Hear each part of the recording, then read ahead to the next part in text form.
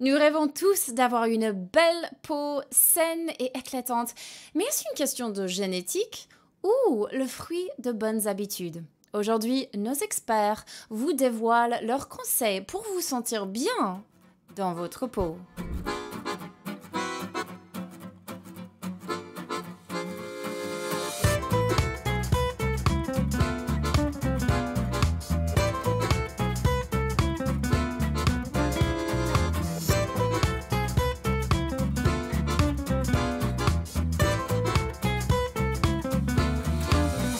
Bienvenue à Un Monde Sain, votre rendez-vous santé. Saviez-vous que la peau est le plus grand organe du corps humain? En effet, elle couvre une surface impressionnante de 1,5 à 2 mètres carrés, soit l'équivalent de la taille d'un lit simple. Alors, bien plus qu'une simple enveloppe, la peau joue un rôle essentiel en agissant comme une barrière protectrice contre les infections, les produits chimiques et les rayons UV. En plus de tout ça, notre peau aide aussi à réguler notre température corporelle et à produire de la vitamine D lorsqu'elle est exposée au soleil. Mais ce n'est pas tout. Au-delà de ses fonctions vitales, la peau est aussi un véritable reflet de notre santé intérieure. Rougeur, imperfection ou sécheresse peuvent révéler des déséquilibres, des carences ou même des troubles de santé plus profonds, n'est-ce pas Anne? Oui, tout à fait, Noémie. Et c'est vrai que les imperfections cutanées peuvent aussi affecter notre estime de soi. Et c'est pourquoi, dans cet épisode aujourd'hui, nos experts vont vous aider à décrypter les signaux que votre peau vous envoie, tout en partageant des routines efficaces pour vous aider à obtenir une peau saine et éclatante. Alors ne bougez pas car dans un instant, notre nutritionniste Anne-Marie Roy dresse la liste des aliments à éviter et ceux à privilégier pour avoir une belle peau. Nous aurons aussi le plaisir d'entendre le témoignage de Melissa Webster, qui après avoir souffert pendant des années de troubles de peau, a enfin réussi à avoir une belle peau radieuse et saine en changeant son alimentation. Puis, Noémie et moi, nous avons préparé quelques recettes délicieuses bourrées d'aliments bénéfiques pour la peau. Mais avant tout ça, retrouvons le Dr. Neil Barnard qui revient sur les résultats d'une étude menée par des chercheurs de l'université de Harvard sur le lien entre l'alimentation et l'acné. De nombreuses personnes se demandent si certains aliments peuvent déclencher l'acné. Parmi les aliments suspectés, les produits laitiers ont notamment fait l'objet d'une attention particulière, qu'il s'agisse du lait contenu dans le chocolat au lait, du fromage, de la crème glacée ou d'autres produits. Dans une étude de 2005, des chercheurs de Harvard ont demandé à plus de 47 000 infirmières ce qu'elles avaient mangé à l'adolescence et si elles avaient eu de l'acné. Il s'est avéré que celles dont le régime alimentaire à l'adolescence comprenait davantage de lait étaient plus susceptibles d'avoir eu de l'acné que celles qui avaient généralement évité le lait. Étonnamment, le lait écrémé semblait poser plus de problèmes que le lait entier. Les auteurs ont émis l'hypothèse que les hormones contenues dans les produits laitiers en étaient responsables. Comme cette étude demandait aux participantes de se souvenir de ce qu'elles avaient mangé dans le passé et que leurs souvenirs étaient peut-être moins précis, les mêmes chercheurs ont mené une nouvelle étude. Cette fois, ils ont suivi les habitudes alimentaires de plus de 4000 garçons et 6000 filles pour voir si les aliments qu'ils mangeaient étaient liés aux poussées d'acné. Là encore, il s'est avéré que les jeunes qui buvaient 2 portions ou plus de lait par jour avaient environ 20% plus de risque d'avoir de l'acné que ceux qui n'en consommaient pas. Il existe plusieurs raisons pour lesquelles les produits laitiers peuvent affecter la peau. Le lait de vache contient de l'estradiol et plusieurs autres hormones qui peuvent affecter les follicules pileux et déclencher l'acné. Le lait contient également un facteur de croissance analogue à l'insuline, insulin-like growth factor, ou l'IGF-1, qui peut stimuler les follicules pileux. Différentes personnes réagissent différemment à divers aliments, mais il y a de nombreuses autres bonnes raisons d'éviter les produits laitiers. Et vous pourriez essayer de les éviter pour voir si ce changement améliore votre peau. Merci Neil. Visiblement, les produits laitiers sont en tête de liste des aliments à éviter pour lutter contre l'acné. Et en parlant d'acné, je vous propose d'écouter le témoignage de Melissa Webster. Après avoir longtemps souffert d'acné sévère, Melissa a finalement réussi à retrouver une peau saine. Voici son histoire. Hi, I'm Melissa Webster, health coach and holistic nutritionist. I teach women with hair loss how to thrive on a whole food plant-based diet to grow healthy hair, lose weight, and transform their health from the inside out. You can find me on YouTube and Instagram at Choosing My Health. And today I want to share how I healed my acne on a whole food plant-based diet. As early as I can remember, I had skin issues, cradle cap, psoriasis. For the most part, I could wear long sleeves to hide, the scaly patches on my arms. But when I became a teen, I quickly realized I couldn't hide the pimples on my face. I remember my first large pimple, y'all. It was pea-sized and angry. I literally felt like I had a red elephant on my face. I just wanted to hide. So I started popping them. This created physical scars that very subtly started to create emotional ones. And as much as I hoped then that I just, wake up one day with clear skin, I never did. And here's why. I ate a standard American diet, a sad diet, tons of meat, cheese, processed food, lots of juice, refined carbs. And though I didn't know it at the time, my skin issues were actually a manifestation of what I ate.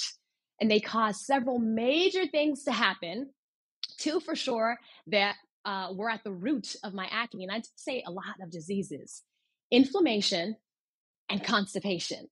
And here's why. For one, the unhealthy foods activated inflammatory pathways through my largest organ of elimination, my skin. And on top of that, I couldn't go for days, y'all, and all that junk was just piling up inside of me, triggering inflammation, which led to crazy breakouts. And then I did something that made my acne worse. I went vegan. Okay, you're probably thinking, isn't veganism healthy? It can be, of course. But if you eat like I did, well, nah. See, though I was vegan, I ate the same things as my standard American diet, the SAD diet. The only difference was that I replaced the meat and the cheese with prepackaged, chemically processed, sodium-filled fake products, which in turn exacerbated my acne. So call it the standard American vegan diet, if you would. Eating this way caused my acne to reach an all-time high, and it eventually turned into cystic acne, acne's most advanced stage, as acne has 4 stages. And at this point, my skin was bleeding, and it was so painful, I could hardly, rest my face on my pillow. And I remember the sting. I remember trying to take my hair and hide the acne with my hair, and just nothing helped. Makeup, proactive, prescription medication, topical natural remedies. None of this healed my acne until I went whole food plant-based. I switched all my food to plants, fruits, vegetables, legumes, whole grains, tubers, nuts, and seeds. I halted the refined carbs like the white bread, the breakfast cereals with the added sugar, and learned to love oats and quinoa, for example. I ditched the processed vegan meat and went all in with plant protein. I removed all refined sugar from my diet, white sugar, brown sugar, and used fruit like, dates to sweeten my food. Fried food had to go too, y'all. And within weeks, I could see a noticeable difference. I kept at it. And soon, instead of getting comments about how bad my skin was, I heard, "Melissa, you have nice skin." Something I had never heard my entire life. While my skin is still not perfect, I'm so grateful to God I have a testimony to share. If you're watching and you struggle with acne, never feel for a moment you're less than because of your skin. Your skin does not determine your value. You're beautiful, not because of how you look, but because of who you are. And hey, if I could heal, so can you. Merci infiniment pour ton témoignage, Melissa. Passons maintenant à notre nutritionniste Anne-Marie qui dresse la liste des aliments à éviter et ceux à privilégier pour avoir une belle peau. On sait que l'excès d'exposition au soleil et à la cigarette sont néfastes pour la peau. Mais au niveau alimentaire, que peut-on faire? Une des choses très faciles à retenir est que la consommation de caroténoïdes est un excellent moyen de faire peau neuve car ils interviennent autant sur son apparence que sa santé. Ces pigments naturels responsables des couleurs vives des fruits et légumes, que ce soit orange, rouge, jaune et même vert, s'accumulent dans la peau, lui donnant une teinte légèrement orangée. Des études montrent que cette teinte naturelle est perçue comme un signe de bonne santé et donne un bel éclat qui augmenterait l'attrait physique. Les meilleures sources alimentaires de caroténoïdes comprennent les carottes, les patates douces, les mangues et les abricots pour les bêta-carotènes, les tomates et la pastèque pour le lycopène et les épinards, le kale et la bêta-carotène pour la lutéine et la zéaxanthine. Pour maximiser leur absorption, il est recommandé de les consommer avec une toute petite quantité de matière grasse, qui peut être par exemple une petite poignée de noix ou graines. La cuisson agit aussi positivement sur plusieurs végétaux riches en caroténoïdes.